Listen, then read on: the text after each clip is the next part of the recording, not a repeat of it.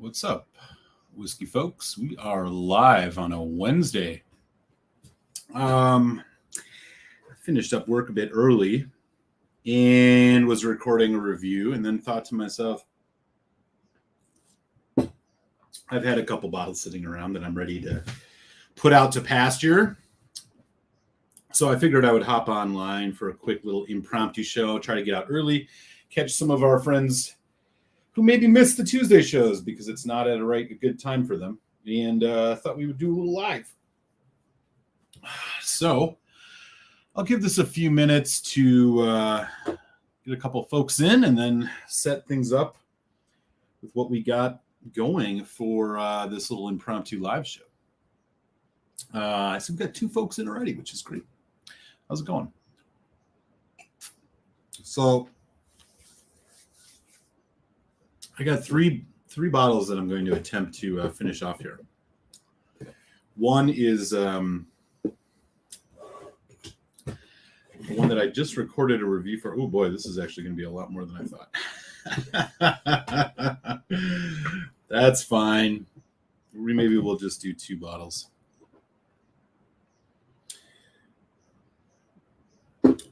First one, Benromic Sassicaia Wood Finish 2012 vintage. We have just a little bit left of this. I will pour in the glass. This one I actually just recorded a review of. I don't know if anybody's had this one before. I'm going to finish that off. And then I also have Balvenie the Week of Peat, which I think I probably have like 3 drams left of. There's actually way more of this than I thought. So we'll either do that or we'll kill the Armida from barrel. One of these two. Pretty low. So we'll check them out. All right. Just 1 second, y'all. We will get the festivities underway. We've got 3 people in, which is great.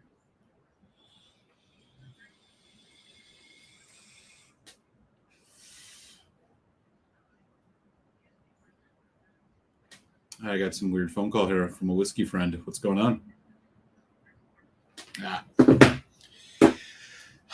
A quick size dram to start the day. So, a little bit on this Benromic.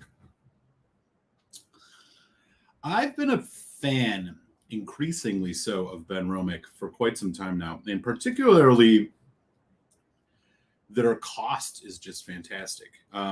This is one of these distilleries, and I really can't recommend this enough to folks, that really is punching above its weight in most cases.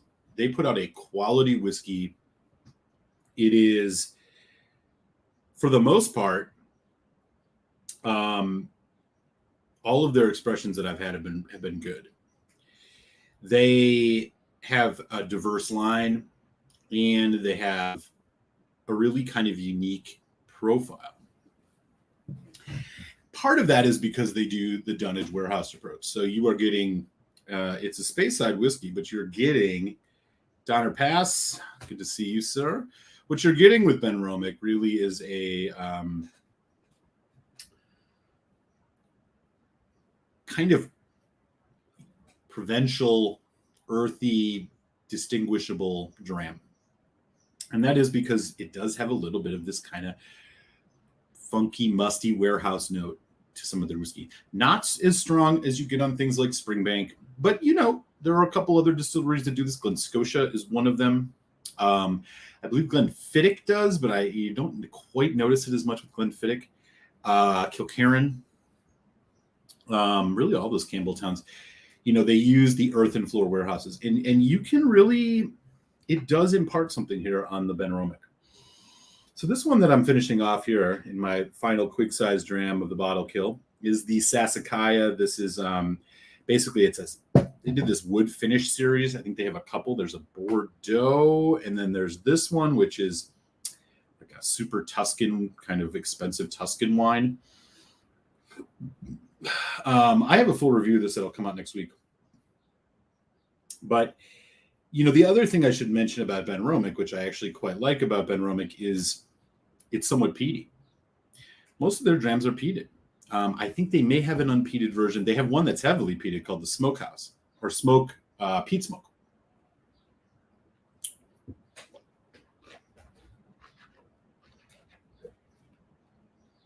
But wow, this one wasn't one of my favorites. So you're getting a Speyside whiskey, some of that kind of fruit forwardness. In this case, of course, heavily with the Sassicaia wine cask. But generally speaking, I think, there's a lot of complexity in their drams. There's a lot to explore. Even their 10-year-old, I think, is probably one of the better 10-year-olds. So you're getting the Dunnage Warehouse kind of provincial quality. You're getting a slight peatiness to a Speyside whiskey. You're also getting really good cost here in the U.S. at least. In the United States, these are running at lower prices than most distilleries that I would say are quality or putting out quality product. So this has really been a distillery that over the last year or so I've been more and more gravitating towards. I've had their 15, their 10, their 10 Imperial proof, their 21. This wood finish series, they have a couple cast strengths. Seldomly disappointed with BenRomic. So this is one that wasn't one of my favorites, probably my least favorite of the BenRomics that I have had so far, but nonetheless, I have finished it, as we can see here. So bottle number 1 is in the glass. We will kill this soon. Don or pass, love the stuff. The cast strength is cheaper on here as well. Yeah, definitely, man. Definitely. That's one of the things I love about this distillery. Somehow their prices are coming in underneath, especially in this time of like serious, we got inflation, global economy issues, supply chain, all this stuff that's causing prices to go up. There's a bit of a Scotch, boom around certain distilleries. I won't add to it by naming them. But look, if you're looking for a distillery that's putting things, you can get things at a good price, that's punching above its weight, bang for your buck, has a little bit of peat, has a provincial character. When you're drinking a BenRomic for the most part. I can't recommend them enough.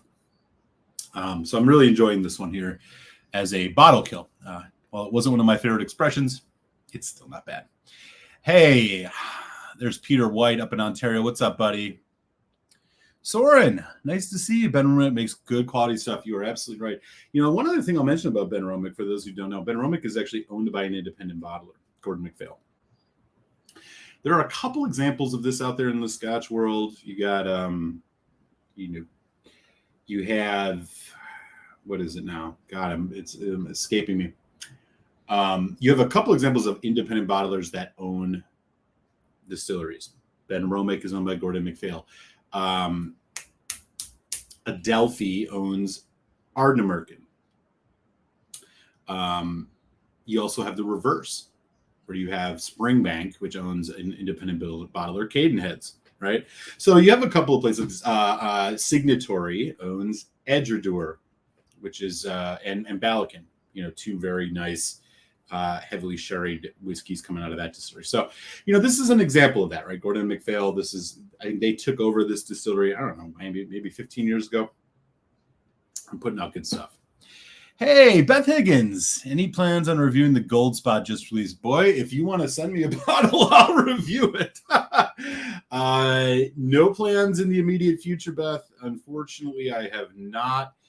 I haven't found it, and it was quite steep in price from what I understood.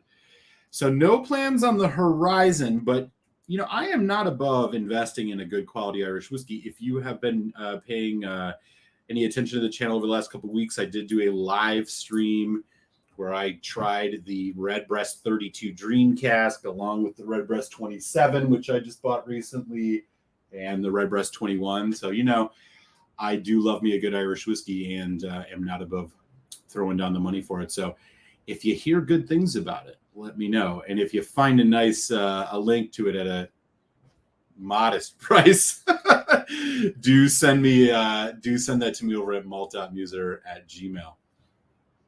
It's nice to see you, Beth. Yes, I completely agree with you. You know, they're one of these independent bottlers where their Connoisseur's Choice series, I think, is really the star of the show, where they put out the cast strength versions. They do have that Discovery series, which took over from the McPhail collection, which are like the lower ABV, you know, kind of market priced independent bottles. I still think they're good and probably worth buying, particularly the Kalilas, as we were talking about a little bit last night on the live stream. But you just, you know, going back to Ben Romick for a second, there's, even in this Sassicaia, which I find is a bit heavy on the wine cask, you really do still get that kind of musty, damp warehouse note in here, which I quite like.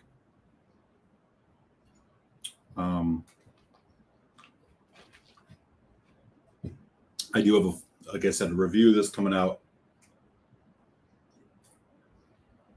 It'll be next week, so I'll be sure to share that with folks. And it looks like we got 8 folks in, which is great, man. Awesome. Yeah, I wanted to try and get on a little bit early one of these days soon, and today just happened to be the opportunity because, you know, sometimes I know that folks can't join the Tuesday live chats each week on the happy hour, mostly because, you know, you're overseas or you're working, and sometimes on whatever, you know, there's no perfect time to do these things. So happy to be able to get on with some folks, which is cool.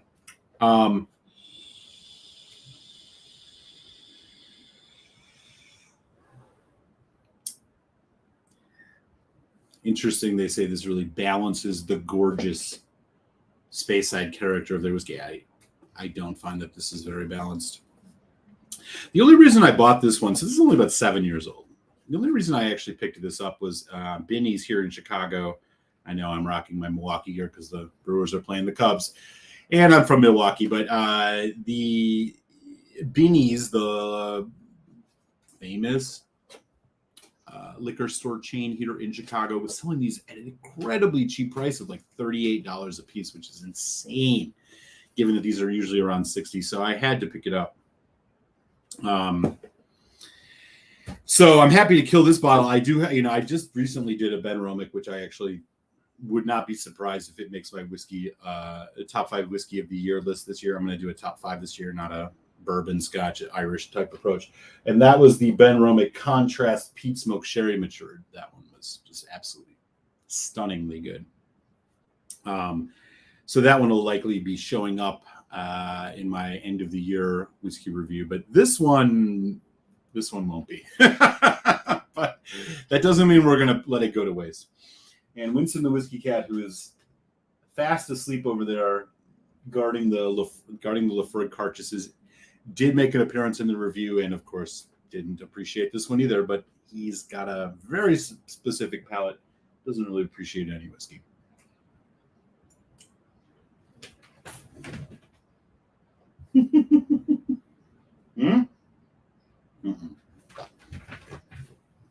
He's got no use for this stuff.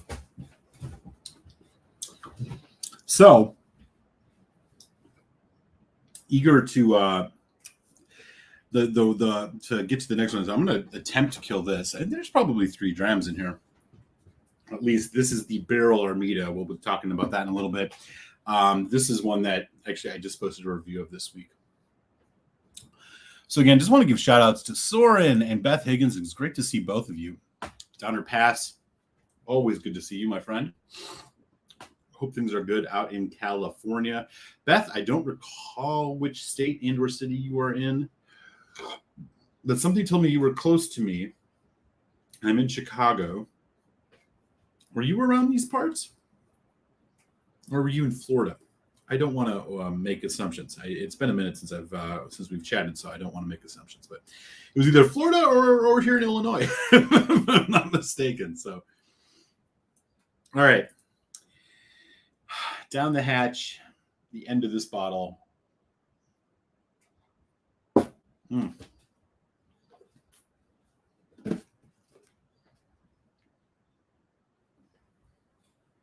Cards, man. Oh, boy. You are here in Illinois. I seem to remember that. I don't know if you're in Chicagoland or not, but if you're in Southern Illinois, I guess that makes sense. I've lived in Chicago for a bit over a year. I'm from Milwaukee originally, of course, so hence the Milwaukee gear. Got the Cubs here in town. The Cubs are up in Milwaukee playing, so I figured I'd rep the gear. Unfortunately, they're playing quite tough against my Brewers. So you and I will probably have a lot to talk about as our teams fight for first place here. But it looks to me like in my other team, the White Sox, Cubs are ahead. Come on. How are my White Sox doing? Losing to going to get swept by the Twins. Sad state of affairs. Beth's in the St. Louis here. Okay, great. So you're on the other side of the state. Chris, who maybe he'll show up. Chris S usually joins us. He's over in the Quad Cities. So we may see another Illinois whiskey fan in here some point in time today. Okay. Next up on the bottle kill is going to be the Barrel Armida. If you happen to see the whiskey review, and this will be another nice quick size dram, about 2 drams in this. I did post a review of this on Friday. I have a lot of good things to say about this whiskey. Now, a lot of attention was paid in the last year to the Barrel. So first of all, let me actually just set the table. Barrel is a bottler and a blender. They are not a distilling their own spirit or bottling their own spirit at this point. I do believe they are getting into it. So they source all their stuff. And a lot of attention was paid last year to the Barrel Seagrass, which was a rye whiskey that had 3 different finishes that, folks were really loving. And that was really the 3rd release in a series of bottlings that they have been putting out over the years of these kind of funky, off-the-wall, triple finished bourbons. And the first being the Dovetail, and then the second being this Armida. So this Armida in particular is a bourbon that's finished in pear brandy, rum, and Sicilian Amaro casks. Okay. You may be thinking to yourself, what in the actual holy hell are they doing with this? But I can tell you, it's quite good. In fact, if you saw the review, I gave it a very, very healthy score. And that's because I really appreciate what they're doing. I think the bourbon industry is really, obviously, it's bloated. There's so much good bourbon out there these days. It's kind of hard to keep track of all of it. And it's hard to separate yourself. Now, this is not the only thing Barrel's doing. They still continue to do their Barrel bourbon cask releases, which are blends of 15-year-old Dickel and MGP with 9-year-old, with 8-year-old, with 11-year-old, so on and so forth. They're putting out a lot of good stuff.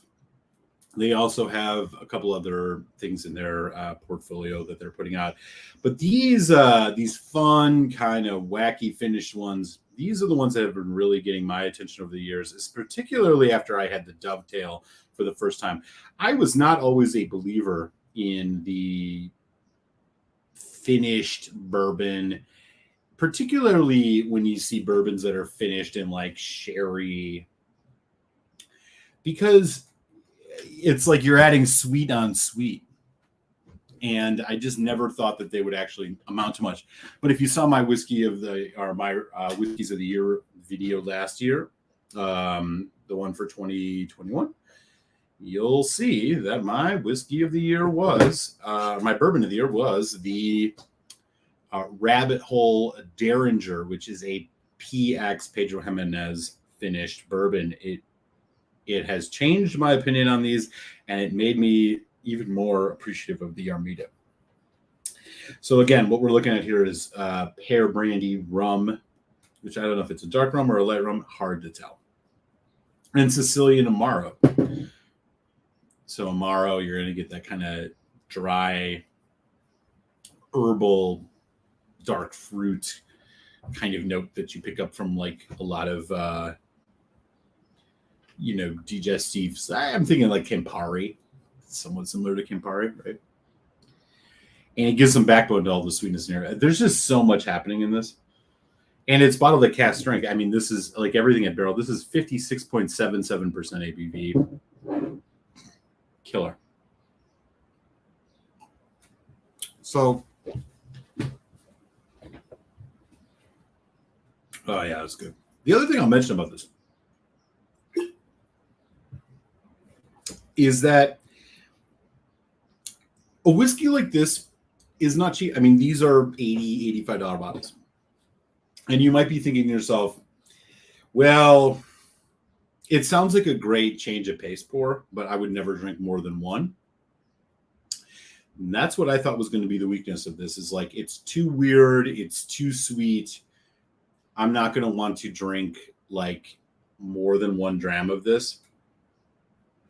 Not true. I have found that I will drink multiple drams of it because it's that interesting and that delicious. And when you think it's getting overly sweet and kind of, for lack of a better word, too much, boring, whatever you want to call it, you wanted to have something more traditional. This whiskey continues to surprise and bring forth like a lot of other interesting, complex notes.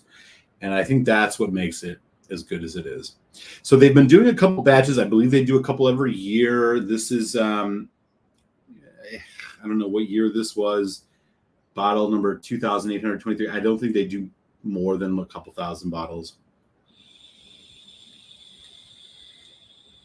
One thing that they do not tell you, which is annoying, is the ages and all this. Like, they could be more descriptive in their bottles of like what's actually in these. In terms of the ages of the bourbon, you kind of got to look online to find out this info, which really annoys me considering like they're doing everything else so well. But it is what it is. So I'll raise this glass of Armida to y'all, man. We got 7 folks in. What's up? Drop in the chat, say hi. We got some good folks in the house already. Beth Higgins is here. Soren's here. The one and only Donner Pass Whiskey is here. It's great to see y'all. Hope you guys have been enjoying your summer. Have any of you in the chat have had this barrel Armida before? Or by that rationale, compared it to the Seagrass? I know batch variation is a thing and all that, but I'd love to hear if anybody has had this before and, where it stacks up for them. Beth says, I have a 14-year-old Tennessee barrel bourbon pick. I need to open it. I'm guessing it's Dickel, but it's the only story. Yes. Yeah, it's most certainly Dickel. Yeah. But they do such a good job with these, even if you're not a Dickel fan.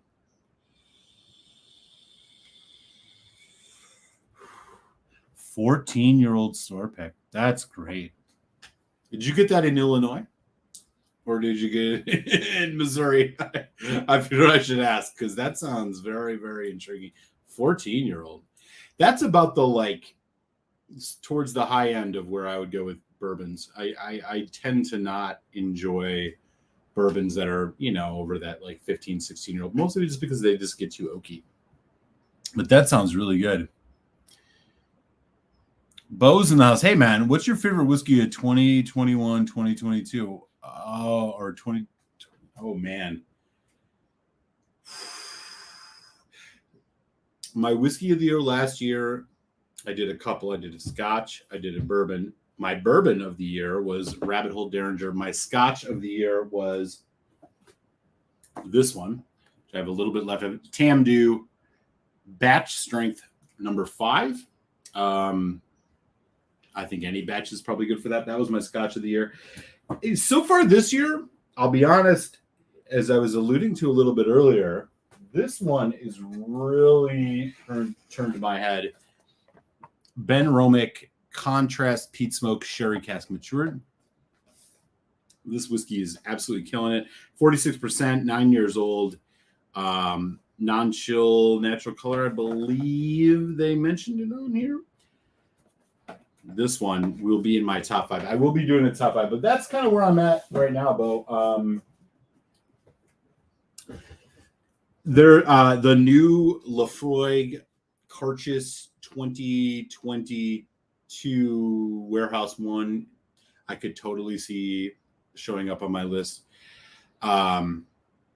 Yeah, if you're looking at Scotch in specific, I can be more specific on that. Bourbon, I drink less of, and have been drinking less and less of a little bit these days. But yeah, I hope that's helpful.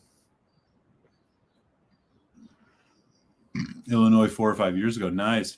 Bo said cigar malt. No, not the Tamdhu cigar malt. This is the regular. I believe they're on batch 6 now. This is the regular batch strength or cast strength limited release that they do. This is batch 5.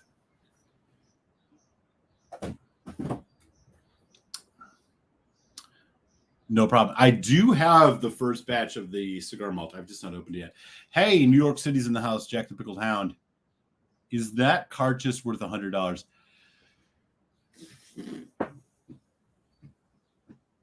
New York City wages, New York City prices, yes. Yeah. I think it is. I'll be honest with you. It's the first purely ex-bourbon cask that I think they've done since 2015. 2017 had a quarter cask, but it was still bourbon, so like you could include that in it. From what I've tasted so far, $100 is totally reasonable. I mean, it's not, this is way better than the gimmicky Ardbeg stuff that you're getting.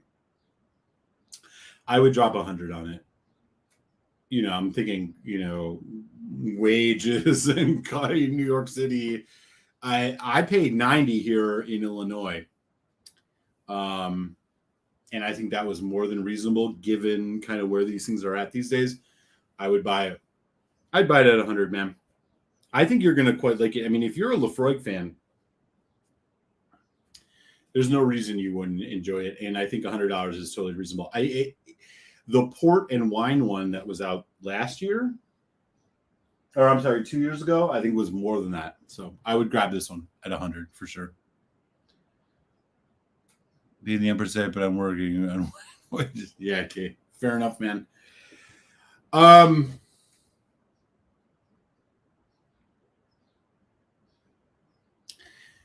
Okay.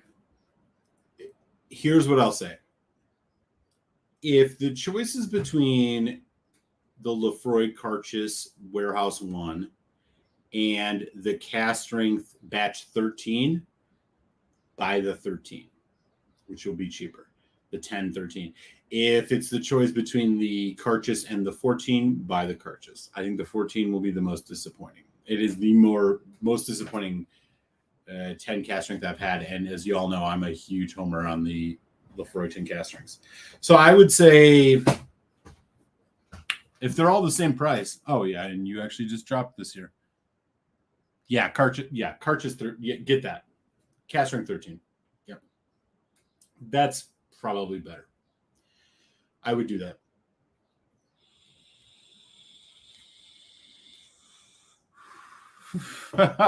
We're killing some bottles. What's up? Alberta, Canada's in the house. It's Ben Demon Hunter.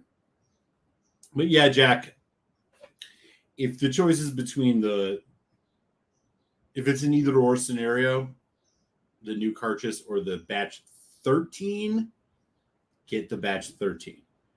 If the choice is between the new Karchus and the batch 14, I would reach for the Karchus. That's where I'm at now. I did do a comparison video of the 13 and the 14. The 13 was one of the more disappointing drams of that series. And I don't quite understand what's going on. And I talk about it a bit in the video, but just to reiterate here, last year, so traditionally Laphroaig has released a 10-year-old cast strength batch every year. Last year, they did 2 of them. They did a batch 13 and the batch 14. They released them both in the same year. I don't know if they're trying to test the market and see if there's enough demand. I drink both of them, and I will tell you from my personal experience, which I did talk about in the review, like the 13 met the standards of a 10 cast strength Laphroaig. For me, the 14 was not as interesting and not as and portended like, is this the direction they're going? Are they all going to be like this 14 going forward? It was just it was more boring. Not a bad whiskey, but more boring. It's the only one I think I've given a sub for 4 out of 5 star score to. So keep that in mind. If this is the approach that they're taking, the 14 was definitely like, it did not live up to the 13 at all. The new cartridges are always one-offs. They're interesting. I still think the 10 cast strength is the best bang for your buck. But, yeah, Jack. So I would go batch 13 cast strength, cartridge, batch 14. That's my personal opinion.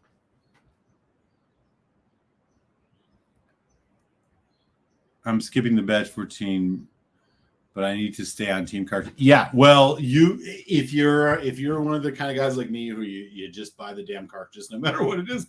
Look, compared to Ardbeg, there's a lot of things wrong with Laphroaig.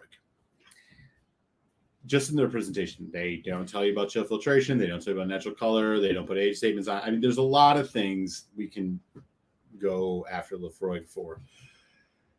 But what I will say is that the cartridge line is relatively consistent. I think they've missed maybe once or twice, debatably.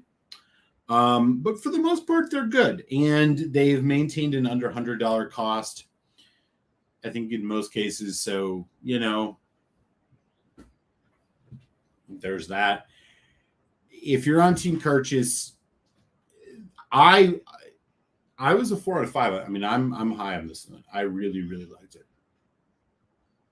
Maybe we'll sneak a dram of it in here at some point. I was a big fan of it. I think it was nice to get a nice bourbon cask Laphroaig back. I mean, one of my criticisms of Laphroaig for a long time was like, come on, you guys need a sherry malt. And, finally they put one out in the 10 Sherry Oak, which is solid. But it was nice to see them go back on the cartridge line, at least, which has been a lot of wine finishes, a lot of different sherry finishes. It was nice to see them go back to a bourbon cask. And it's, from this warehouse by the sea and all that crap. It's a good one. I think it's not the PX Sherry cast strength from last year, but I think it's the best thing that they've put out since the Fino. I think it's better than the Triple Wood cast strength. I think it's better than the Port and Red wine. That's my personal opinion.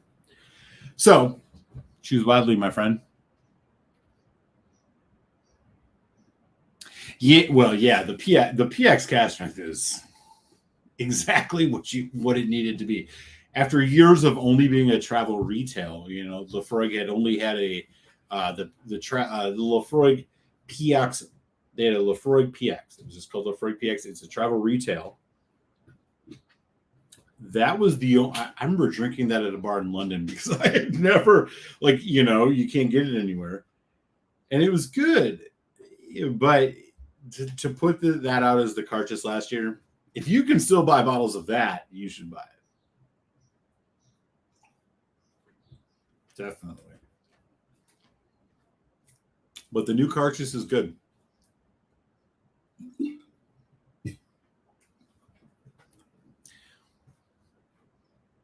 Yeah. Yeah, definitely. Do it. You won't be disappointed. If you've not had the cartridge 2021 PX, that's the top of the list. You got to do it. It is exactly what you think it would be. It delivers on all fronts. 2021 was a good year for Laphroaig. Other than that batch 14, but the batch 13 was really good. The 10 Sherry Oak was really good. The Cartridge PX was really good. It was a good year.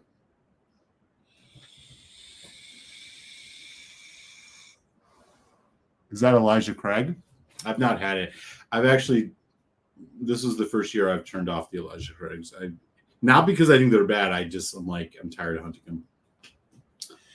I heard the what would it be? A122 was really good. I don't know about the B. I got nothing to say about that. Quick score check. White Sox and Brewers, where are we at? I don't think it's good. Hey, White Sox tied it at 8. All right. Good to have Eloy Jimenez back. Brewers lost. Jesus Christ. You're going to lose 2 or 3 at home to the Cubs. Anyways. But still, 75 is a great price for if you're talking about Elijah Craig and not Larceny, Elijah Craig barrel proof at that price is a great price. I would buy without hesitation at 75 these days, especially in New York. Do it. Anyways, back to the Armida. I do recommend folks go and check out this review. This is a freaking fantastic bourbon. And this is coming from a guy who doesn't drink a lot of bourbon anymore.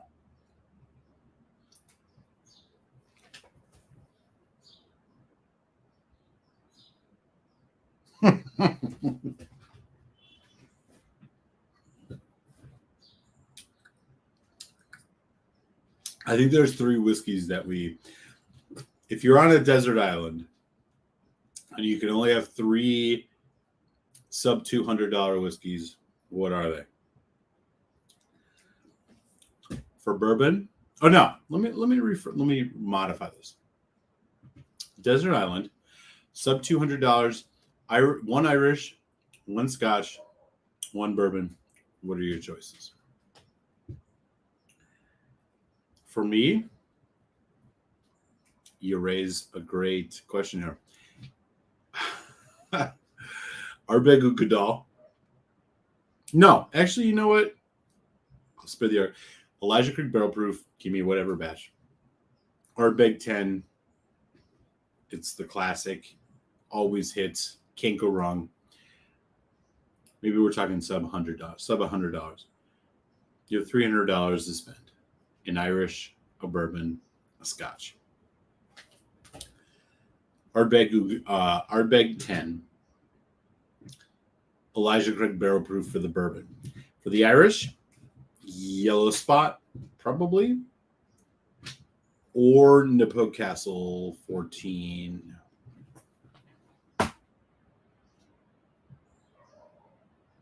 Yeah. Seems all right. Hey, Bo. Best whiskey I ever had was Springbank 15. Well, you're not in bad company with that. Springbank 15 is a delicious dram. It's sad that it's become so ridiculously priced.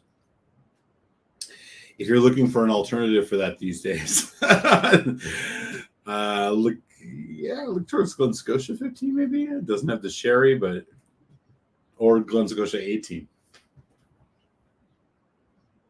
Or Octomore. Okay. Yeah. Nice choice. Can't go wrong with that. Okay. So I was thinking that my third bottle kill, because I'm about to kill this barrel Armida. I was thinking my third bottle kill would be a very delicious and very worth it Balvenie Week of Peat, 14-year-old. But there's actually a decent amount of this. I didn't realize how much of this I had left. I thought it was much lower. So I may just try to take it down. I mean, it's probably a 4-dram situation.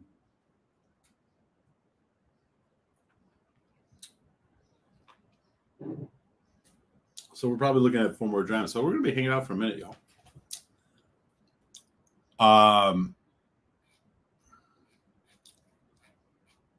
Give me just a sec.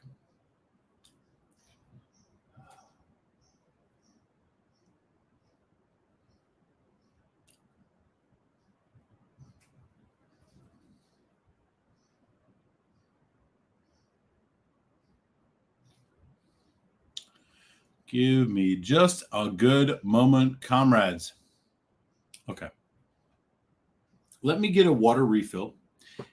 And when I return, we will get into the Balvenie Week of Peat.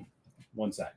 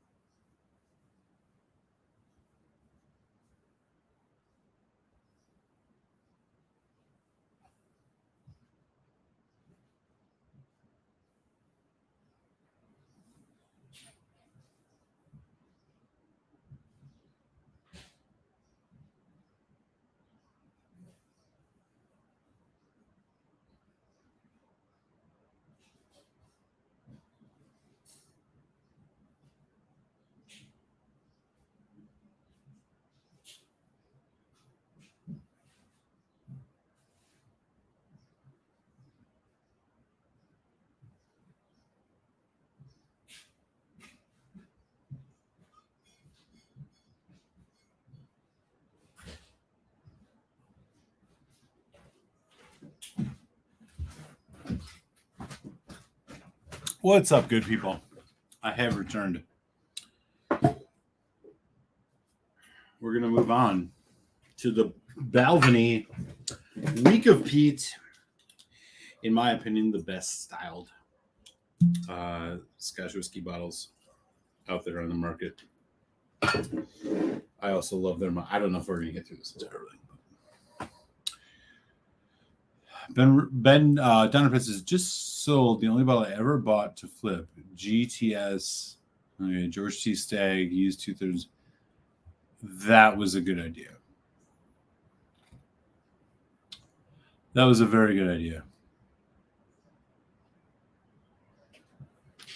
George T. Stagg is good, but it's not worth the price. I mean, this is the problem with bourbon, right? A lot of the bourbons. My last bottle kill was Murray McDavid. PX finishless check. Nice. I recently fallen in love with the rum. Oh, yeah. I have a bunch of Foursquare rums. I have a bunch of Plantation single casks. I'm right there with you. Hampton Estates, all the good stuff. I've not done. I did one video. I want to say this was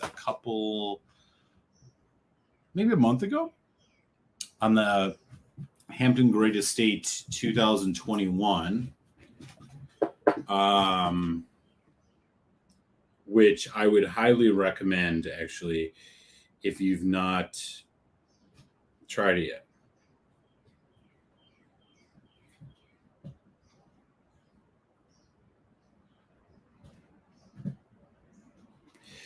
It's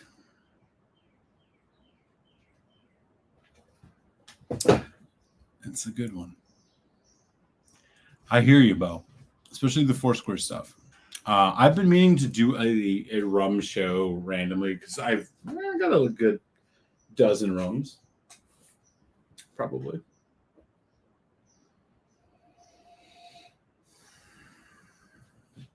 God, I love Balvenie. I wish their stuff wasn't so damn expensive.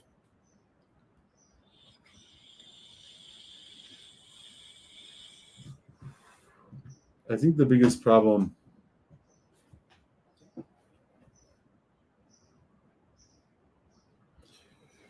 I think the issue with them is that, like, their stuff is just so damn expensive, but, like, God, they have some of the best malt.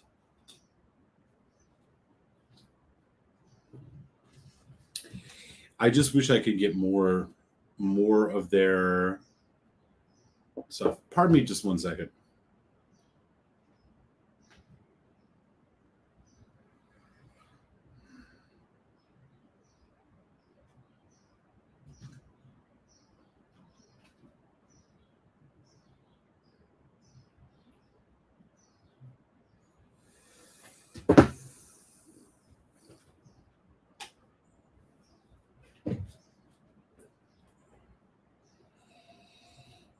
I love their malt.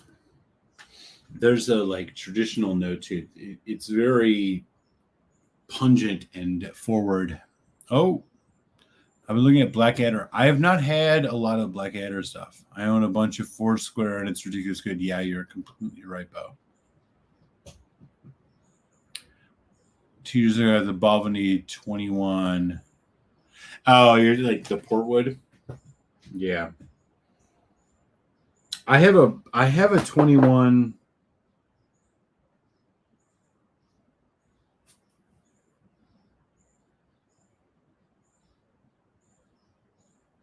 One sec.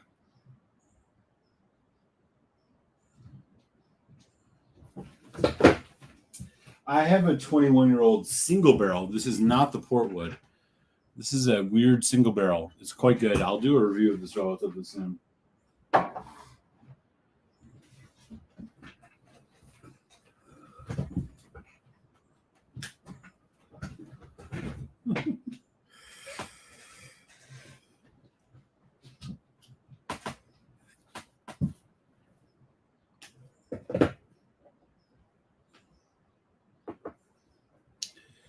Pardon me for just a sec, y'all.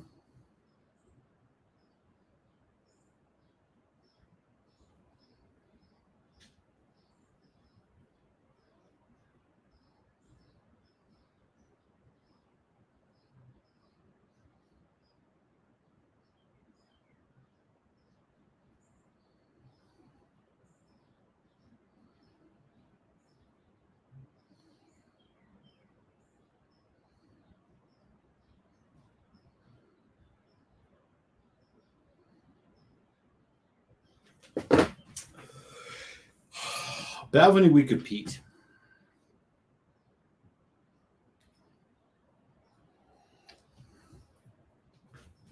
I will tell you right now, this is one of the better peated whiskeys, and it's weird because like it gives you that Balvenie honeyed barley character, which I freaking absolutely love.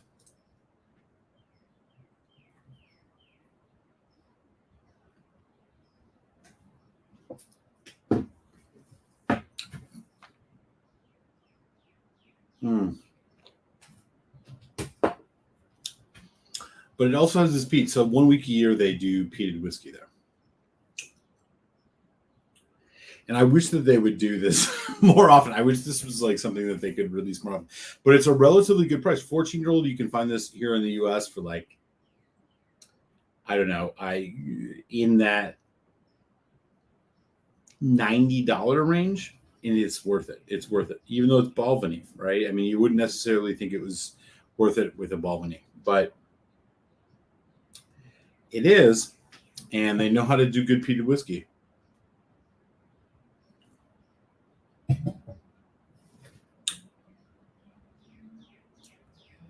Ah, shit. Friends, I think I'm going to have to unfortunately cut our little live stream short. I got to do some BS. Oh, that sucks. Well, we killed 2 bottles anyways. Anyways, it was good to connect with some folks who I haven't got to connect with on a Tuesday and Friday. Amber Fusion review will drop. So keep an eye out for that. And of course, I'll be back Tuesday. So we'll be doing that. Sorry to cut things short, y'all, but it was good to see many of y'all on the early tip. I'm glad I got to say hi to a couple folks I haven't seen in a while, and we'll see you down the road. So lunch.